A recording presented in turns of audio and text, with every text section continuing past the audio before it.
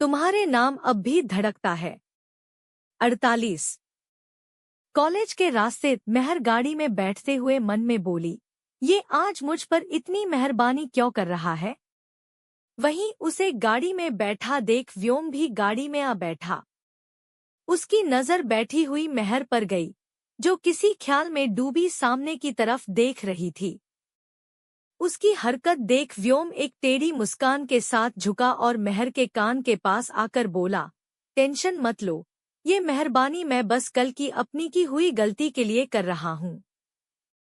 ये सुनते ही महर आंखें फाड़े व्योम की तरफ मुड़ी। वो शौक में व्योम को देखने लगी। वो धीरे से कंपते हुए बोली, तुम। उसने इतना ही कहा था कि व्योम ने गाड़ी झटके से स्टार्ट कर दी। सीट बेल्ट ना पहने होने की वजह से महर अपनी जगह से थोड़ी आगे की तरफ झुक गई। व्योम गाड़ी आगे बढ़ाता हुआ बोला, सीट बेल्ट पहनो। वहीं महर ने व्योम की बात जैसे सुनी ही नहीं। वो अभी भी आंखों में हैरानी लिए व्योम को देख रही थी। उसे अपनी बात ना मानता देख व्योम बस सिरना में हिलाकर रह गया। उसने अचानक फिर गाड़ी रोकी और गाड़ी रोकते ही आगे बढ़कर महर को सीट बेल्ट पहनाई। व्योम की नजदीकी से महर की धड़कनें बढ़ने लगी। वो आंखें चुराते हुए बाहर की तरफ देखते हुए लड़खड़ाती आवाज में बोली, मैं खुद पहन लूंगी। उसने इतना ही कहा था कि व्योम उसे सीट बेल्ट पहनाकर उससे दूर हो गया। वो फिर अपनी सीट पर बैठा और गाड़ी दोबारा आगे बढ़ा दी। उन लोगों को वहां से निकले कुछ ही समय हुआ था कि व्योम ने बिना महर को देखे कहा, वैसे आगे क्या तुम्हारा प्लान है। ये सुन महर नासमझी में बोली, मतलब। तभी व्योम अपनी निगाहें सामने की तरफ गढ़ाए बोला, मेरा मतलब है कि तुम आगे करियर में क्या करना चाहती हो।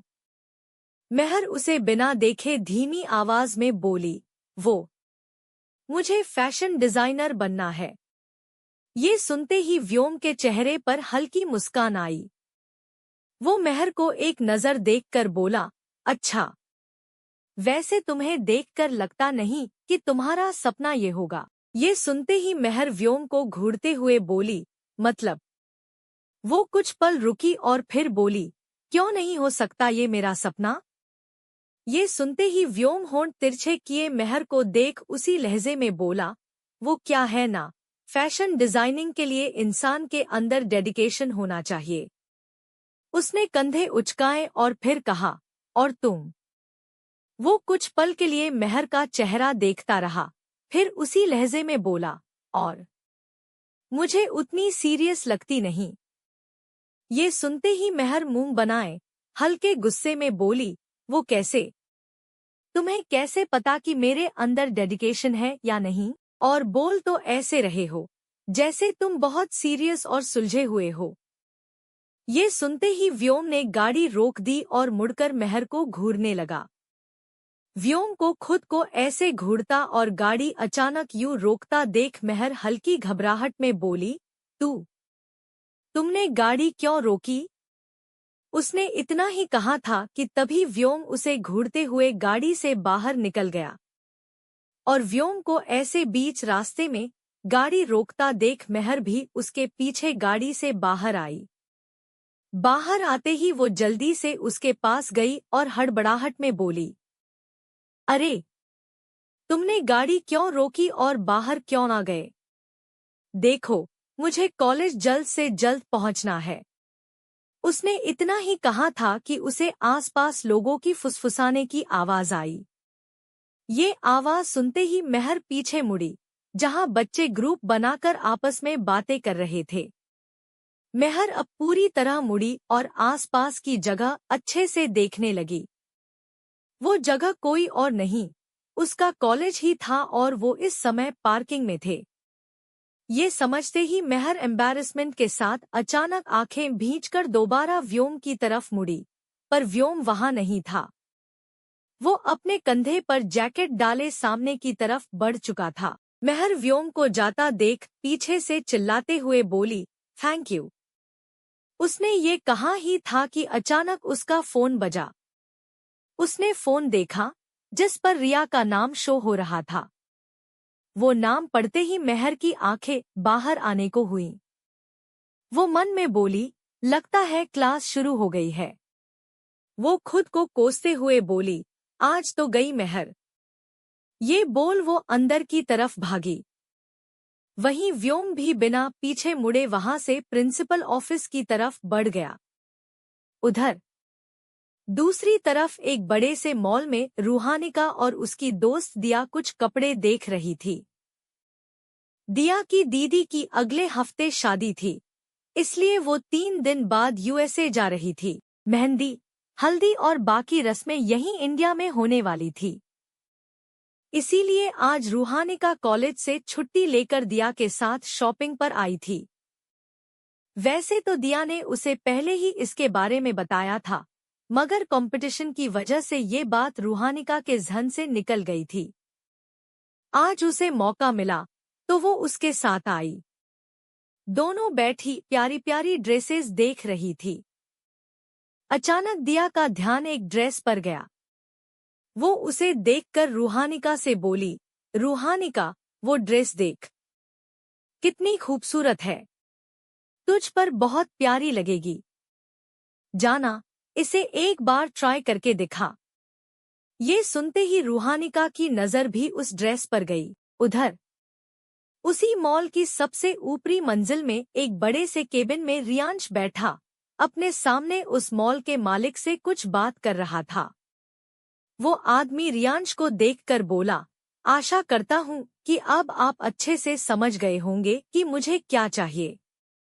ये सुनते ही रियांश अपने चेहरे पर शांति के भाव लिए हल्की मुस्कान के साथ बोला, आप चिंता मत करिए, आपने जैसा कहा है वैसा ही होगा। क्या होगा आगे? एक तरफ है व्योम तो दूसरी तरफ मेहर। क्या इन दोनों की ये अनबन कभी खत्म होगी?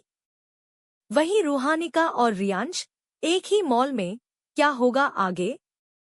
क्या वो इस भीड़ में मिलेंगे? आगे जानने के लिए पढ़िए तुम्हारे नाम से अब भी धड़कता है। लेखिका शिवांगी। तुम्हारे नाम अब भी धड़कता है 49 मॉल। रियांश फिर बोला, अगले महीने ये प्रोजेक्ट शुरू हो जाएगा मिस्टर आदि, आप चिंता मत करिए। ये सुनते ही रियांश के सामने बैठे शख्स यानी उस मॉल के मालिक चेहरे पर एक मुस्कान लिए बोले, ठीक है मिस्टर मल्होत्रा, मैं आशा करता हूँ कि सारा काम सही से जल्द पूरा हो। ये सुनकर रियांश भी हल्की मुस्कान अपने चेहरे पर सजाए बोला, कल तक आपके पास सारे ब्लूप्रिंट्स और डिजाइन्स पहुंच जाएंगे। वो फिर हाथ आगे बढ़ाते हुए चेयर से उठता हुआ बोला, अब मैं चलता हूँ, आपसे बाद में मिलता हूँ। ये सुन आदि भी अपनी जगह से उठे। वो रियांश से मुस्कुराते हुए हाथ मिलाकर बोले, मुझे आप पर पूरा विश्वास है, तभी ये करोड़ों का प्रोजेक्ट मैंने आपके हाथों में सौंपा है। ये सुन रियांश बोला, आपका शुक्रिया, अब मैं चलता हूँ। ये कहकर वो वहां से निकल गया। वहीं एक ड्रेसिंग रूम में रूहानिका अपने हाथ में एक खूबसूरत सा मैरून कलर का गाउन लिए खड़ी थी। ये वही गाउन था जिसे दिया ने उसके लिए पसंद किया था। रूहानिका अपनी जगह पर खड़ी हिचकिचाहट के साथ हाथ में लिए उस गाउन को घूर रही थी। दरअसल वो गाउन का गला पीछे से काफी डीप था और ऊपर एक डोरी थी जो उसे सही शेप दे रही थी। ड्रेस तो काफी खूबसूरत थी, पर रूहानिका ने ऐसे कपड़े कभी पहने नहीं थे। इसी वजह से वो थोड़ा अनकंफर्टेबल फील कर रही थी। वहीं ड्रेसिंग रूम के बाहर खड़ी दिया दरवाजा खटखटाकर बोली, रूहानिका, क्या कर रही है? जल्दी कर, वरना सिर्फ एक गाउन को ट्राई करने में आज पूरा दिन बीत जाएगा। अभी तो काफी सारी शॉपिंग बची है। ये सुन रूहानिका बोली, दिया, मुझे टाइम लगेगा, तब तक तू अपने लिए भी कुछ देख ले। ये सुन ड्रेसिंग रूम के बाहर खड़ी दिया सिर हिलाकर बोली, इसका भी ना कुछ नहीं हो सकता। दरअसल वो जानती थी कि रूहानिका ऐसे ही इस ड्रेस को देखकर अनकंफर्टेबल फील कर रही थी, तो उसे ये पहनने में पक्का बहुत टाइम लगेगा। ये सोचकर वो वहां से अपने लिए कुछ देखने निकल गई। उधर रियांश अपने असिस्टेंट और 2 गार्ड्स के साथ मिस्टर आदि के केबिन से बाहर निकला। वो लिफ्ट के पास पहुंचा और अपने असिस्टेंट से बोला, 10th फ्लोर। ये सुन उसका असिस्टेंट 10th फ्लोर का बटन दबाता है। लिफ्ट चल पड़ी। उधर रूहानिका ड्रेसिंग रूम में। उसे अंदर गए हुए करीब 10 मिनट बीत चुके थे, पर वो अभी भी अंदर ही थी। रूहानिका ने वो ड्रेस पूरी पहन ली थी। वो सचमुच काफी ज्यादा खूबसूरत लग रही थी। अगर कोई उसे देख ले तो बस कुछ पल देखता ही रह जाए। उसके लंबे खुले बाल हवा में लहरा रहे थे, पर वो परेशान सी अपने हाथों को पीछे ले जाकर गाउन की डोरी बांधने की कोशिश कर रही थी। वहीं दूसरी तरफ मेहर का कॉलेज। व्योम वैसे ही जैकेट लटकाए प्रिंसिपल ऑफिस में पहुंचा। वहां पहुंचते ही वो प्रिंसिपल के सामने वाली चेयर पर आराम से जा बैठा। सामने व्योम को देख एक पल के लिए प्रिंसिपल चौंक गए, पर फिर उसे देखकर शांत हो गए। व्योम की हरकतें वो सालों से जानते थे। व्योम ना तो टीचर्स की रिस्पेक्ट करता था, ना ही उनकी, और चाहकर भी वो उसे कुछ नहीं कह पाते थे, क्योंकि वो अच्छे से जानते थे कि व्योम को कुछ भी कहना सही नहीं होगा। ऊपर से वो मल्होत्रा का छोटा बेटा था। उस कॉलेज की आधे से ज्यादा फंडिंग मिस्टर मल्होत्रा देते थे। यही वजह थी कि कॉलेज उन्हीं के बदौलत चल रहा था। प्रिंसिपल एक गहरी सांस भरते हुए अपने ख्यालों को झटकते हैं और व्योम को देखकर मुस्कुराने की कोशिश करते हुए बोले, अरे व्योम, अच्छा हुआ तुम आ गए। मेरी बात कल शाम को ही रियांश सर से हुई थी। तुम्हारे ट्रांसफर के सारे डॉक्यूमेंट्स तैयार हैं। ये बोलते हुए उनके चेहरे पर अलग ही खुशी झलक रही थी। उनका यूं खुशी से भरा चेहरा देख व्योम बोला, काफी खुश लग रहे हैं आप। ये सुन प्रिंसिपल हड़बड़ा गए। वो आंखें चौड़ी किए व्योम से बोले, क्या? नहीं तो? ऐसी बात नहीं है बेटा। तुम्हारे यहाँ से जाने का हमें काफी दुख है। ये सुन व्योम चेहरे पर एक तिरछी मुस्कान लिए बोला, आपको और बाकी स्टाफ को देखकर लगा नहीं कि मेरे जाने का किसी को दुख है। दूसरी ओर मेहर ने जब फोन पर रिया का नाम देखा तो वो भागते हुए अपनी क्लास की तरफ दौड़ी। वो तेजी से सीढ़ियों से ऊपर चढ़ रही थी। करीब 5 मिनट बाद वो सीधे क्लासरूम के बाहर पहुंची। उसने पास की एक बंद खिड़की से झांककर क्लास में देखा, जहां एक औरत हाथों में किताब लिए बच्चों को कुछ समझा रही थी। ये देखते ही मेहर का मुंह रोने जैसा बन गया। वो औरत उसकी प्रोफेसर थी, जिन्होंने पहले भी उसे लेट आने पर काफी सुनाया था, और आज फिर मेहर लेट पहुंच गई थी। मेहर खुद से बोली, आज तो ये मुझे कच्चा चबा जाएंगी।